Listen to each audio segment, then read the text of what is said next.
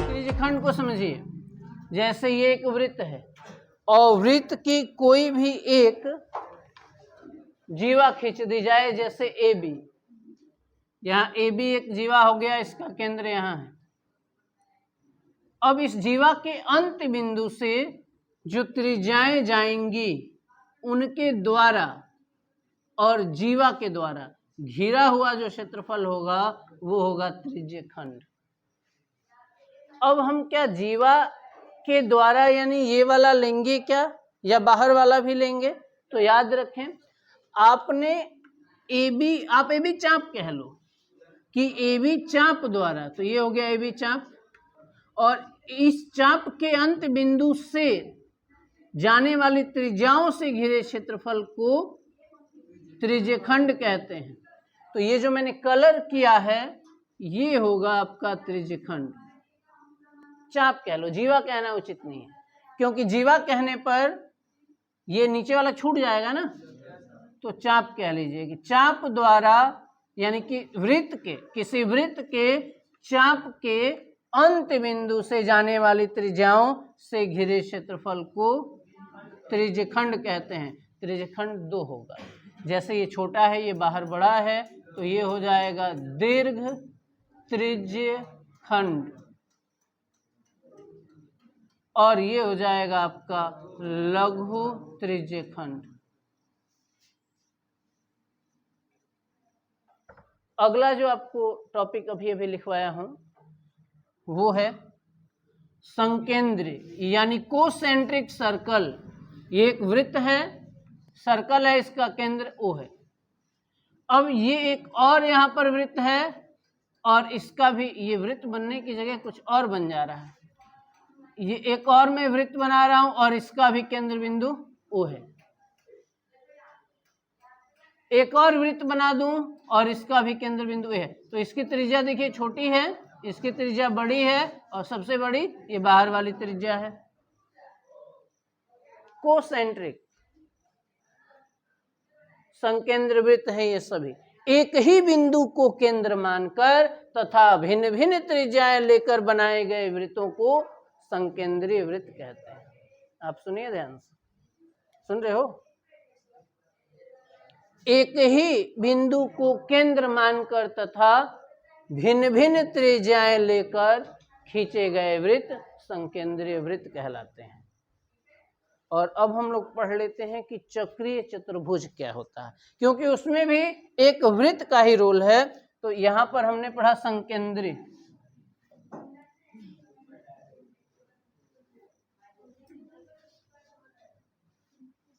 वृत्त ऐसे ही बोलेंगे ना। देखो यहां पर एक वृत्त बना रहा हूं और इसके अंदर एक ऐसा चतुर्भुज बनाऊंगा जिसके चारों शीर्ष वृत्त के परिधि पर स्थित होगा। ये देखिए, इसका केंद्र कहीं O बना देता हूं वृत्त का, और ये हो गया आपका A, B और C, D। ये चक्रीय चतुर्भुज कहलाएगा। यदि किसी चतुर्भुज के चारों शीर्ष वृत्त के परिधियों पर स्थित हो, बच्चों, यदि किसी चतुर्भुज के चारों शीर्ष वृत्त के परिधि पर स्थित हो तो चतुर्भुज चक्रीय चतुर्भुज।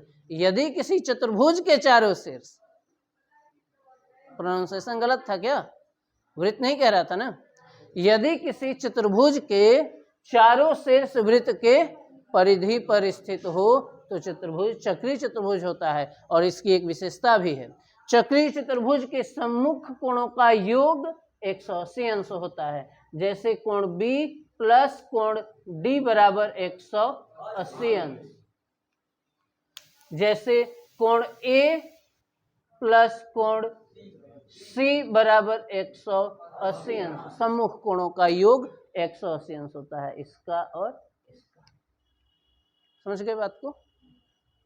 चारों शेष वृत्त के परिधि पर चाहिए और वृत्त के परिधि पर होते ही ये चक्रीय चतुर्भुज कहलाएगा, और सम्मुख कोणों का योग 180 अंश होता है। तो ये है आपका चक्रीय चतुर्भुज। मैंने आपको समझाया है कि खराब सड़कों पर ज़्यादा बल लगाना है, वही कंडीशन अब होगी। फेस्टिवल का सीजन भी है और टॉपिक भी खराब सड़कों की तरह है, तो देखते हैं आप टिकते हो या गायब हो जाते हो। मुझे समझाने के लिए मैं अपनी तरफ से 100% दूंगा। प्रमेय क्या है ये देखिए। पहला प्रमेय हमारा हो जाएगा, एक वृत्त की बराबर जीवाएं वृत्त के केंद्र पर बराबर कोण अंतरित करती हैं।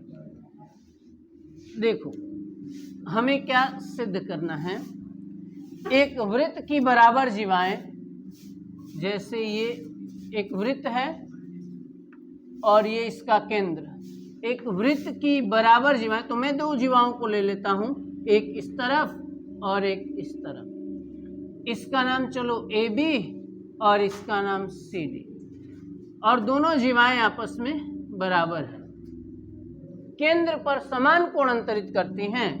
तो यहां से इसको मिला दिया जाए,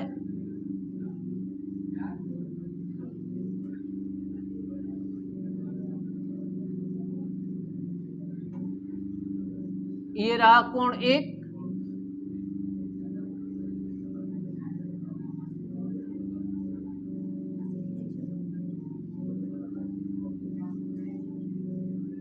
और ये रहा कोण 2। हमें ये सिद्ध करना है कि यहाँ कोण 1 बराबर होगा कोण 2 के। और क्या आपके पास दिया हुआ है ये देखिए। प्रमेय पहला है ये वृत्त से संबंधित प्रमेय, ये कह रहा है कि वृत्त की समान जीवाएं, तो कौन कौन सी यहां जीवाएं समान है बता देता हूं। AB बराबर CD, केंद्र पर समान कोण अंतरित करती हैं,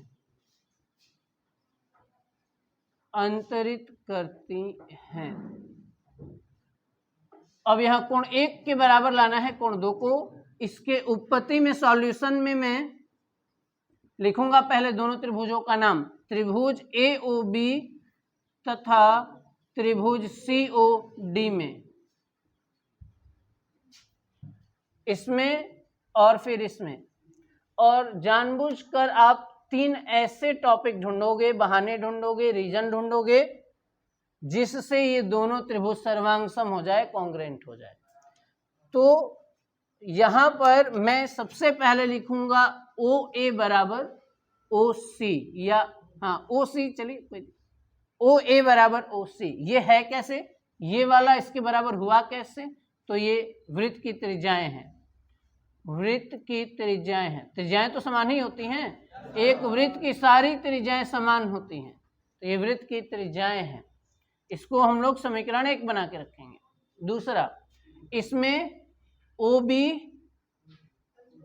और इसमें OD, 3 चीज, OB OD समीकरण 2, ये भी सेम वृत्त की त्रिज्याएं हैं,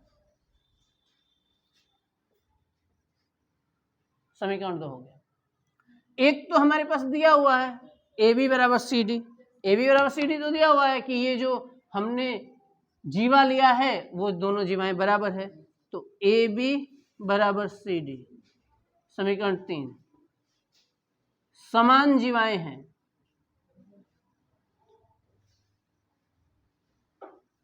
समान जीवाएं हैं, मात्राएं भैया आप लोग समझना। अब समीकरण 1 वो 1 2 व 3 से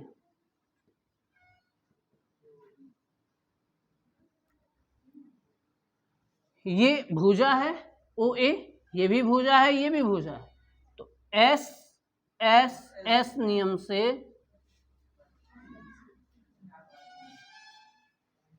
साइड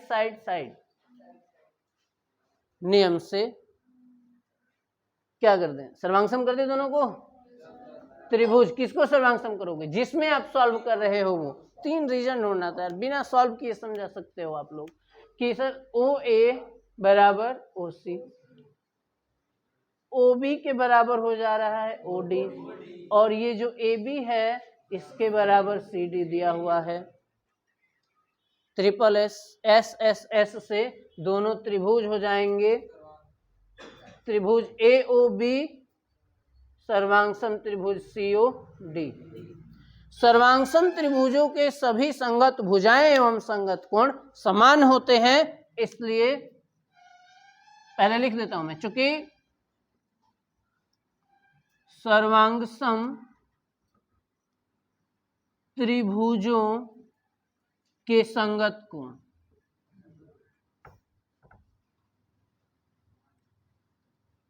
समान होते हैं, इसलिए कोण 1 बराबर कोण 2 या कोण 2 बराबर 1, 1 बराबर 2 या 2 बराबर 1, यही हमें प्रूफ करना था। कोण 2 बराबर कोण 1, यही करना था ना कि केंद्र पर समान कोण अंतरित करते हैं, तो 2 और 1 आपस में बराबर हो गए, यानी केंद्र पर बराबर कोण बन गया। यही प्रमेय आपको नोट करना है। प्रमेय आप लोगों ने लिख लिया है, लैंग्वेज ये लिखवा दिया हूं कि वृत्त की समान जीवाएं केंद्र पर समान कोण अंतरित करती हैं। आपको नोट करना है उपपत्ति से, यहां से नोट करिए।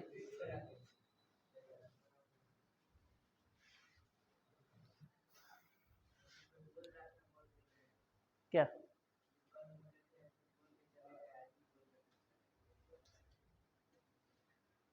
अच्छा,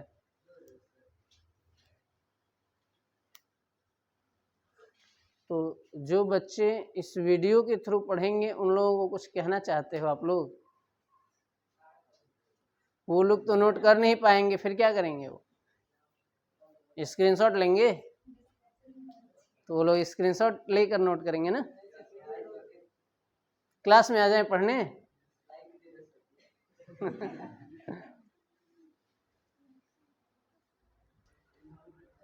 अब जो ये प्रमेय मैं बता रहा हूं आपको, ये इस प्रमेय का एकदम अपोजिट है। समझना कैसे? इसमें क्या दिया था? दिया था कि जीवाएं बराबर हैं, ये AB बराबर CD दिया था। आपको क्या लाना था? कोण बराबर होगा, ये लाना था। और इसमें जो अभी मैं आपको बताने जा रहा हूं, इसमें कोण बराबर दिया है और लाना जीवाओं को है कि जीवाएं बराबर होंगी, ये लाना है आपको। तो प्रमेय सेकंड जो है वो इसी का अपोजिट है। देखिए कैसे।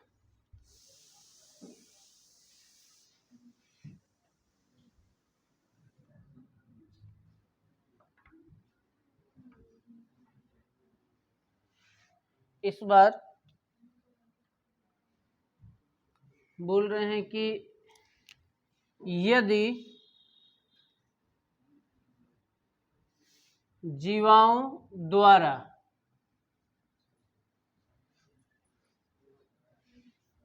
केंद्र पर अंतरित कोण समान हो, मतलब कोण 1 बराबर कोण 2, तो वे जीवाएं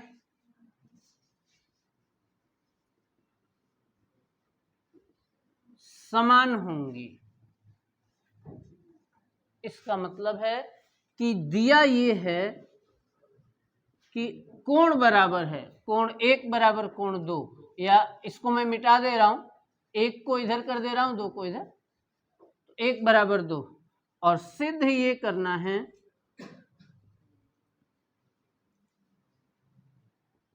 कि AB बराबर CD, ये है C और D, CD, AB बराबर CD। उपपत्ति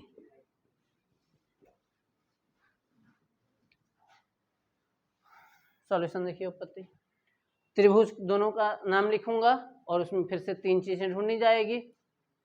तो त्रिभुज का नाम इधर वाले का, राइट वाले का बताइए।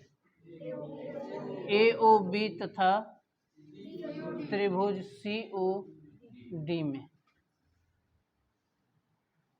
त्रिज्याएं तो बराबर होंगी, तो ओ ए बराबर ओ सी, त्रिज्याएं समान होती हैं। मैं लिख रहा हूं त्रिज्याएं समान होती हैं।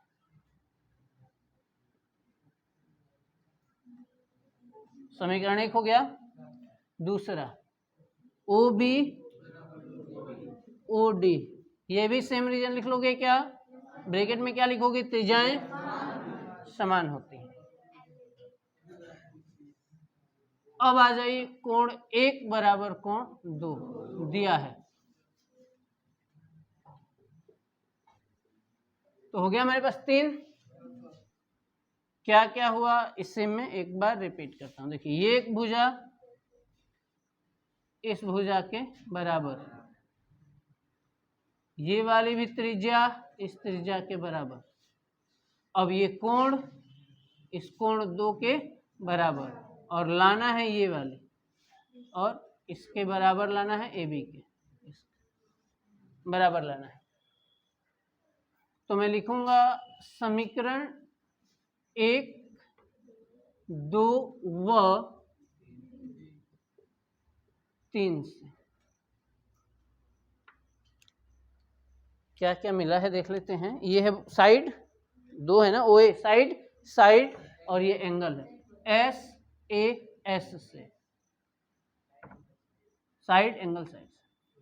त्रिभुज ए ओ बी जिसमें आप सॉल्व कर रहे थे, यहां से आप देख सकते हो किसमें आप सॉल्व कर रहे थे, ए ओ बी और सी ओ डी।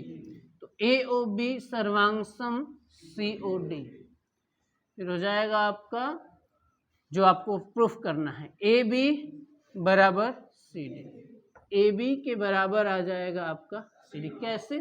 तो यहाँ रीजन आप लिख सकते हो, सर्वांगसम त्रिभुजों की संगत भुजाएं, सर्वांगसम त्रिभुजों की संगत भुजाएं समान होती हैं। यही लाना था हमें, प्रूव्ड हो गया। नोट करिए।